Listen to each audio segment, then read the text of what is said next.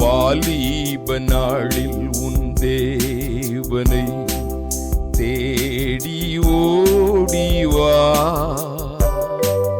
பாவி உன்னை அழைக்கிறார் இயேசுராஜனே.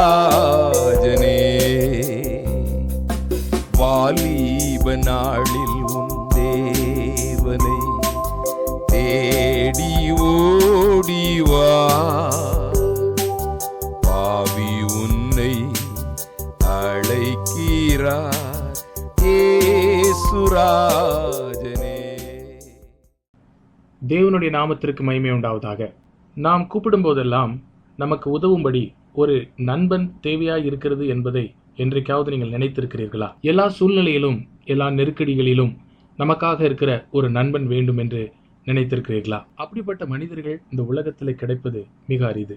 ஆனால் சிந்தித்து பாருங்கள், சகலத்தையும் உண்டாக்கின தேவன், சர்வ வல்லமை உள்ளவர், சர்வ ஞானத்தை உடைய தேவனாகிய அவர் உங்கள் நண்பனாயிருந்தால் எப்படி இருக்கும்?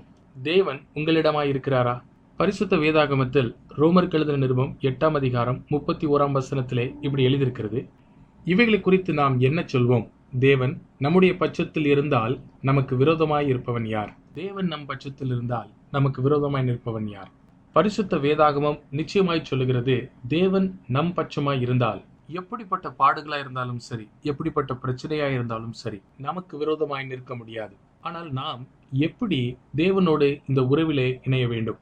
பரிசுத்த வேதாகமம் இன்னும் சொல்லுகிறது, எல்லா மனுஷனிடத்திலும் பாவ சுவாபம் இருக்கிறது என்று. பாவத்தின் சம்பளம் மரணமாயிருக்கிறது.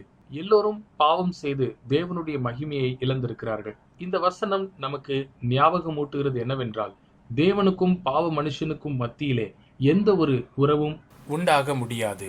என்ன ஒரு அதிசயமான காரியம்! தேவன் பாவத்தையோ வெறுத்தார், ஆனால் பாவியை நேசிக்கிறார். யோவான் 3:16 இப்படி எழுதப்பட்டிருக்கிறது, தேவன் தம்முடைய ஒரே பேரான குமாரனை விசுவாசிக்கிறவன் எவனோ அவன் கெட்டு போகாமல் நித்திய ஜீவனை அடையும்படிக்கு அவரை தந்தருளி இவ்வளவாய் உலகத்தில் அன்பு கூர்ந்தார். ஆண்டவராகிய இயேசு கிறிஸ்து தேவகுமாரன் இந்த உலகத்திற்கு வந்தார்.